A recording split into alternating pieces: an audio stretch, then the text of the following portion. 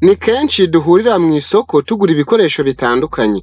Ni ibikoresho tuba dukoresha mu isuku yacu ya buri munsi. Tukagura amawomo ndetse n'amasabune y'ubwoko bwose ngo tugirire isuku umubiri ndetse n'ahantu dutuye. Tugakoropa inzu bityo ubuzima bukagenda neza. Ariko burya iyo ni isuku y'umubiri tuba dukora. Ariko se ni ryari ugirira isuku ubuzima? Ntabwo twakwibagirwa kugirira isuku ubuzima. Byose tubikora twita ku buzima. Gukorera isuku umubiri tuba twita ku buzima, ariko se ni ryari twabyitaho 100% tudakorera isuku ubuzima? Ntabwo wakorera isuku umubiri ngo wibagirwe isuku y'ubuzima, ndavuga amagara, ubuzima bw'imbere, ngo ube wita ku buzima. Mu kiganiro Rengera Ubuzima turi buganire ku buryo wakoresha bwose kugira ngo ugirire isuku ubuzima. Nibyo koko uba wagiriye isuku umubiri, ariko ni ngombwa ko wagirira isuku ubuzima bw'imbere, ntiwite gusa ku mubiri w'inyuma uyu tubona. Uko wagirira isuku kose ibyo kurya cyangwa se kunywa, ntabwo ushobora gukuramo imyanda 100%. Mu by'ukuri ibuka neza, ibyo turya byose ntabwo ari byose, ariko ibyinshi biva mu nganda. Dukoresha imyunyu cyangwa se amasukari, byose biba byakorewe mu nganda. Ariko iyo tubiriye ntabwo tuba tuzi ikigero turiyeho uko kingana, cyangwa se ingano niba ari nyinshi cyangwa se ntoya. Ariko tubafitiye inyunganiramirire. Ni inyunganiramirire igufasha kunetraliza cyangwa se kuringaniza bya bintu byabaye byinshi cyangwa se byabaye bike mu mubiri, ahasigaye bikajya ku kigero cyiza cyafasha ubuzima kubaho. Ni inyunganiramirire nyine. Ni ukuvuga yunganira ibyo wariye kugira ngo bitakugiraho ingaruka. Ya myanda wafashemo cyangwa se ubundi bumara bwangiza bukavamo. Iyo myanda n'ubwo bumara bikavamo burundu, ahasigaye ukagira ubuzima bwiza. Noneho waba wafashemo amasukari arengeje urugero cyangwa se amasukari makeya, ni ukuvuga ya nyunganiramirire irabinetraliza, irabiringaniza, ikabishyira ku rugero rwiza rwafasha ubuzima kubaho. Ni inyunganiramirire nyine, irakenewe buri munsi aho waba uri hose. Irakenewe koko ngo ihangane n'ingaruka z'ibintu uba wariye cyangwa se wanyoye byuzuyemo ubumara cyangwa se indi myanda ishobora kwangiza ubuzima, bikagutera indwara ya diyabete cyangwa se umuvuduko w'amaraso, umubyibuho ukabije n'izindi ndwara zirimo kanseri zishobora kwangiza ubuzima bwawe. Ni ukuvuga ya masukari menshi n'imyunyu myinshi uba wariye bishobora kwangiza ubuzima. Inyunganiramirire bigufashamo, ikabishyira ku rugero rwiza, izo ngaruka ntizikugereho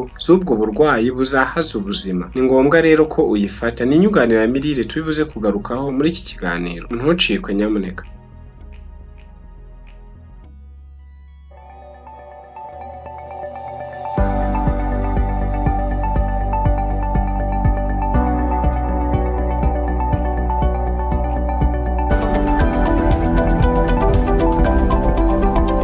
Inshuti bakunzi ba Salva TV, reka mbabwire ko kugira isuku umubiri utagiriye isuku ubuzima bingana no kurira ku isahani utayogeje. Mu rwego rwo gukorera isuku umubiri ndetse no kuvanamo ubumara bwangiza, ushobora gukoresha iyi kofi. Iyi kofi ni nziza ku buzima bwa buri munsi. Iyi kofi yitwa Instant Chocolate Mixture with Ganoderma Powder. Iyi ni kofi ivanzemo iyi powder, igafasha ubuzima bwawe bwa buri munsi. Iyi Instant Chocolate ivanze na Ganoderma Powder igira akamaro ku buzima bwacu. Ituma ugira imbaraga, igakiza umunaniro ukabije. Ibipimo ufata ni agapaki kamwe mu kirahure cy'amazi ashyushye, unywa uko ubishatse, ugafata uko ubishatse kuko ni inyunganiramirire. Instant Cappuccino Coffee ivanze na Ganoderma Powder nayo igira akamaro ku buzima bwacu bwa buri munsi. Irinda kanseri, ikatwongerera ubudahangarwa bw'umubiri, ikagabanya no kubyimbirwa. Idukiza indwara ziterwa n'amavirusi n'izindi mikrobe zose. Umuvuduko w'amaraso mutoya irawuzamura ukazamuka ku kigero gishimishije. Ikarinda kandi indwara z'umwijima, ikatuma dusinzira neza. Ibuza kandi amaraso kuvura, ikagabanya ibinure n'amasukari mu maraso, igabanya ububabare, igatera ubushake bwo kurya, igakomeza impyiko ndetse n'imyakura y'umubiri. Iyi Instant Cappuccino ivanze na Ganoderma Powder ni kofi nziza ku buzima bwa buri munsi. Igipimo dufata ni agapaki kamwe mu kirahure cy'amazi ashyushye. Mu isuku n'isukura ry'umubiri ni ngombwa gukoresha iyi instant coffee mixture with Ganoderma powder. Mu by'ukuri mu byo turya buri munsi ndetse n'ibyo tunywa dufatamo ibintu byinshi bitandukanye bishobora kwangiza ubuzima, ariko iyi ni inyunganiramirire igufasha guhangana n'ibibazo byose waterwa n'ibintu uba wariye cyangwa se wanyoye, wariyemo imyunyu myinshi cyangwa se amasukari menshi. Instant coffee mixture with Ganoderma powder igufasha mu guhangana n'ibi bibazo bikurikira. Ibibazo birimo gufuruta, iyi kofi ihagarika imisemburo ibitera, ituma imisokoro y'amagufa yacu ikora neza, utunyangingo tw'amaraso natwo tugakora neza, ituma amaraso atavura mu mitsi, ikagabanya isukari nyinshi mu maraso, irinda indwara zaterwa na virusi, ituma urwungano ngogozi ndetse n'umutima bikora neza, igabanya za aside nyinshi mu mubiri, ituma agasabo k'imisemburo idufasha gakora neza, mu budahangarwa bw'umubiri gakora neza cyane, bituma iturinda virusi z'umwijima n'izindi virusi zose zakwata ku mubiri, bituma umubiri wacu ukora abasirikare buzuye bashobora kurinda umubiri, bityo za mikorobe ntiziduhangara uko ziboneye, iturinda kandi uburwayi bw'impyiko. Iyi kofi ni nziza cyane ku buzima, ituma uruhu rwacu rumera neza, ukahorana itoto mu buzima bwawe. Ushobora kuyinywa buri munsi kuko ni inyunganiramirire, igihe icyo ari cyo cyose wayifata, ntabwo iyi kofi uyifata ari uko urwaye, igihe icyo ari cyo cyose yaba ikinyobwa cya buri munsi wahoza aho ngaho ku meza mu buzima bwawe bwa buri munsi. Inshuti bakunzi ba Salva TV, icyo waburaga ni amakuru kuri izi kofi twaganiriye, ariko amakuru urayahawe. Umaze kubona ko ari ngombwa ko iyi kofi ikenewe mu buzima kugira ngo ihangane n'ingaruka uterwa n'ibyo urya cyangwa se unywa buri munsi, ushobora kubonamo amasukari ndetse n'imyunyu myinshi ishobora kwangiza ubuzima, ikagutera indwara diyabete, umubyibuho ukabije ndetse n'umuvuduko w'amaraso. Ariko igisubizo urakibonye kuri inyunganiramirire twaganiriyeho. Izi kofi zombi urazikeneye, wamaze kubona ko uzikeneye mu buzima bwawe. Ni ngombwa rero hita uduhamagara kuri nimero ya telefone cyangwa se utwandikire kuri WhatsApp zikugereho. Nimero ni 0788608214. Izi kofi zikugereho kano kanya. Nshuti bakunzi ba Salva TV, ubu butumwa busangize n'inshuti yawe aho iherereye mu Rwanda ndetse no ku isi hose, izi kofi zibagereho. Hasigaye twite ku buzima. Ikiganiro nirengera ubuzima ni kuri Salva TV. Ndabashimiye, tuzahura mu kiganiro cy'ubutaha tuganira kuri byinshi mu kiganiro rengera ubuzima.